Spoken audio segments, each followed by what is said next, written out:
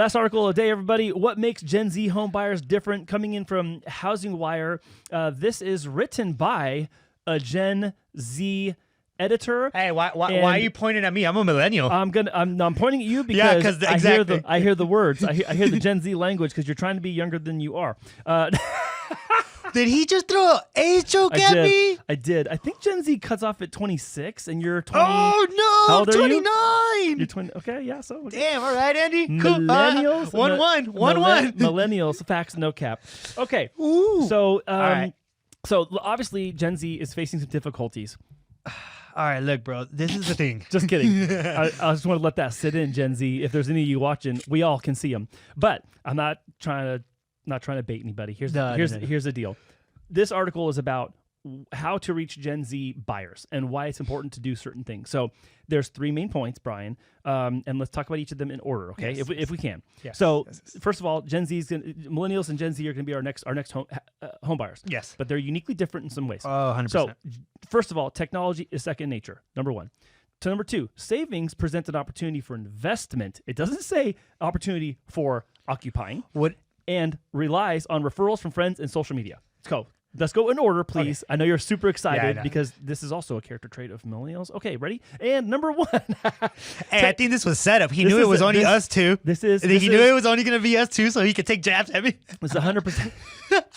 I love this. 100% setup article. So, Brian, let's talk about technology being second nature for Gen Z. Go. So, I mean, just to begin, they grew up with social media more than millennials, right? So they were already embedded when it was already in its prime and in motion.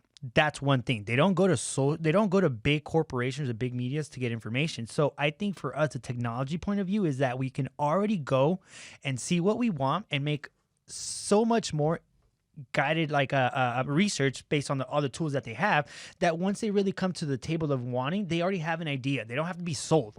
That's one thing that I've noticed about Gen Z. They're really, really by their views, and they don't really care about anybody's external point of views, only if it coincides with theirs. Not everyone, but just in general, right? One of the biggest problems I see is that people can't connect with Gen Z because they don't speak their frequency. So it's like you're trying to connect with someone like this, but you're never going to. You have to meet them where they're at and understand what it is they really want. You're talking about frequency or word choice? Word choice. So I was asking that honestly, because the word choice is very distinct, but you're talking about frequency. That's kind of like this vibe check. Yeah. So are you literally meaning their vibe? We just don't vibe together? Or I don't use the word vibe? So it could be that's the thing. It could be a combination of both. This guy's using vibe, but his vibe's really not there. You know what I mean? Wow. And that's how crazy Gen Z is. You know what? This topic is a vibe. See what I mean? That's so ungenuine. Church. Okay. Anyways, yeah. So these are screen kids. Kids. They grew up with Apple iPads, and they know how to work them from the day that they come out of the womb, bro. Yeah. So technology being second nature is a big deal, because technology in mortgage and real estate is obviously a topic. AI is a massive topic in mortgage and real estate right now, and big industry, whether they like them or not, whether Gen Z likes them or not, big industry is also accelerating in that direction, going that direction, and kind of dragging everyone along with it. So I think that this is going to be advantageous for people who are your age and younger. Also, your age being millennials, right? I get it. Your age of through their early to mid 30s and younger. This is going to be really helpful because you already trust the ways in which you communicate that you are most competent in and most frequently using. So the ability for you to exchange trust with someone in DMs and comments actually builds trust. Best way. Yes, and that's different though for guys like me and guys like Memo, who's even older than me. That's way different. No one's safe today. How do his clients interact with him? They come in, don't they? Yeah. What do they text him and fax it? They call him still. Yes. They still call. Yes. They want to talk. Let's meet. Let's get together. It's a different vibe. Completely on point. Facts. Okay, so go ahead. No, you have something on that section. Yeah. So for me, and it's a huge piece of nugget to anybody listening to this that's selling real estate. But one of the biggest things is that industry seasoned professionals try to sell the same way that they sold years ago. At least for the most part, right? But we have to understand that these people don't understand the same terms. They don't speak the same language as you. Therefore, there's a huge disconnection between the real estate and then the Gen Zs, which then leads to this note that I wrote down here. Gen Z is really about influence. And they grew up in an influence era where everybody that they follow or respect or seek advice from is some sort of influencer in some sort of niche. And I think that's more or less how Gen Z starts to go into, real estate, where they go into the social media space to see who it is that they can connect with, that similarly has values like them, that understands what they want. And then it brought a huge topic for the second one, which is Gen Z savings present an opportunity for investments, which earlier in a few episodes back, I was talking about how the difference between younger generation and older generations, they look at this more of an investment. How much can I profit from it? And how much can I do this without, changing my lifestyle and the way that I do life? And that just shows right here that Gen Z is looking at this more as a vehicle for freedom in certain ways, rather than a vehicle for, how do I say it, stability, nuclear family. Like that doesn't mean it isn't important to them, but it's just their vibe. Low key. Right there, you like that? Low key. Read them what I just wrote here. What I just say? Well, I want you to live on the show. What did I just say? Wealth equals freedom and plus, I can't read that. Flexibility. Thank you. So and if you notice just the way that they move and how Gen Zs are, they want freedom. They move in their own way. They're very independent to some extent, and they really don't like to combine with people that aren't in their headspace or in their type of like group. Well, and the point that this article is making is that they probably have some money that they're saving. So if they're working, let's just qualify that as well. If you're working, Gen Z, and you're living at home with your parents rent free, you probably have some money saved up. So the point is, hey, I can create a basket of money, little mattress money or whatever, and then apply that towards something that will return income to myself somehow. And maybe it is an investment. This part of the article doesn't say Gen Z's savings present an opportunity for buying a home for themselves. It says Gen Z savings present an opportunity for investment. And what does investment do? It helps you get to other places because you want to have that vehicle. And and I see, I mean, just with Mikey, with Alex, with the people that we work with, I mean, they aren't talking about, hey, I want to buy a house so I can start my family. And they're talking about, hey, how can I leverage this, invest in this because I want this lifestyle. Yep. Like that's literally the point. What can I do to acquire the lifestyle that I want without having to compromise who I am, what I want to do, and work a job that I don't even like? And some of these people that are now coming of age, which is nothing wrong. No, it's nothing wrong. But I'm saying I'm going to make a behavioral point, and a psychological point. That some of these people that are coming of age that would buy right now, they were born in an era when we did have the housing collapse. Now they were babies, or they were just born, or whatever. Maybe you're 5 years old by the time 2010 or 12 came out, whatever that year was. Maybe you're a couple years old, but your parents were house poor or lost out. How many times we hear people talk about, oh, you don't want to be house poor, you don't want to be house poor, you don't want to be house poor. There's food at home.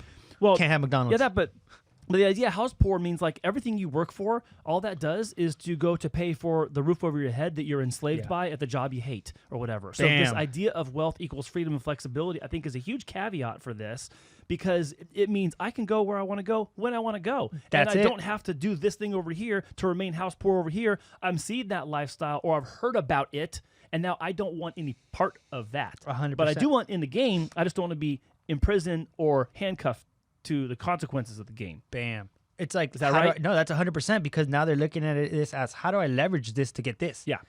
Like that's literally it. Yeah, it's a huge behavioral shift, and that it also kind of goes hand in hand with the part you were talking about earlier. Like, we trust each other in the comments, we trust each other in the DMs, we build relationship like that, and we'll help each other on how to both get it. Like, the information sharing that's happening between Gen Z is unreal. Like, you go to Instagram, you're watching Reels, you're watching TikTok, you're watching YouTube, you're doing shorts, whatever you're looking at. There's so much information on how to house hack, how to create wealth, how to have multiple streams of income, how to have passive income, how to work from home, how to influence your way to wealth of the monetary and of the freedom and flexibility type. And never before in life has that been accessible to a generation this much. Not like this. They're not like they can literally pick up a phone, search up whatever there is, and get a gist of what they need to do to get that job, that business, or that investment going. So check this out. When I was like your age, okay, like a long time ago, when I was like your age, if someone said, oh yeah, I make $1 million and I work from home, I'd be like,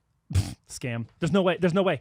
But now people are like, oh yeah, I made like $1 million last year doing. What'd you do? I recorded some videos. And you're like, hey, where's your tutorial? Like, where's your classes, right? Yes, it has 100%. shifted. So the behavior has shifted, the opinion has shifted, the perspective of what that means shifted, and that says a lot about why they trust, why Gen Z trusts each other in this space, because they see people having success in this space, not just using the space to sell you something. Gen Z is the type that they're not going to take advice from somebody that owns a Toyota Corolla. No, not talking about anybody. Well, unless it's advice about having a car that will run forever. Exactly. Facts. But they're not going to take advice from somebody that has a Toyota Corolla when they want a Lamborghini and the Corolla is telling him, hey, don't do this, do this, do this, do that. They're going to be like, I no, get that. no, I no, get that. like, not at all. That's some like posturing influence stuff. I get that. Exactly. So my thing is that, and this is more like of an eye opener for anybody in the industry that's listening to this, is understand your demographic and understand where they're at, where they show up to, where they interact, and be able to meet them in that space without having to bring all your I'm gonna sell you stuff. Literally just build a relationship with them, and that's gonna be your biggest key to connect with someone on social media. Well, and this is why, having a digital brand is important that we talk about in this article. We talk about referrals from friends and social media, building trust with public figures and relatable individuals in their network when it comes to choosing who they're going to work with. Like, I mean, we should probably do a show and put it on YouTube. That would be a good idea. We're good. We'll do that after the show. I think that's a good idea. Yeah, we should start after doing the that. show, we'll start a YouTube channel and we'll post it. We'll do shows. We'll do maybe and tutorials. We'll do shorts. We'll do clips of the segments, and we we'll should do, also like, bring in people shows. and interview them. Friends, friends are. So we'll be called Friends and Mortgage Heroes. That's so smart. Why don't we think about that, dude? Let's do it. Hey, wrap it up. Let's go. So, look, it's apparent they don't care about brand recognition. There's two main standouts to me. They care. They really lead with authenticity and wanting financial education. That I think is really important. Forget that you work in the industry for a second. I'm gonna pretend like no one in the audience that we're talking to today is in the industry. Okay. Like, one thing you need to know about Gen Z when it comes to their decision making is authenticity is number one, right?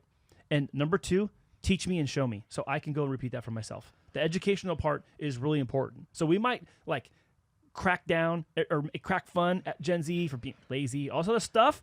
But hold on, they really care about education. Cap, no. Facts, no cap. High key. Facts, no cap. Facts, no cap. Facts, no cap. Low key, dropping Riz on the show. And honestly, actually, that wasn't Riz. That's not what that is. The last part of this article states that even myself, whenever I refer somebody to my my friends, all I'm doing is taking their social media and sending it directly. And I'm not sending their website, not sending their number. No, I'm literally like, hey, go see their work, check them out, and then figure out if that's something that you want. And I think that's the direction of everything. I feel influence, referrals is the best way to go about growing your business, building a community. So I think that's only going to grow more as we progress, because now we're starting to see that there isn't that much authenticity out there, that there isn't that much people that are unique. And really those that stand out are the ones that stick true to themselves, believe in their values, and hey, doesn't care what anybody else is doing besides what they are. And any Gen Z that is a millennial or Gen Z that's watching this part of the show or watch this whole show, you can connect with Brian.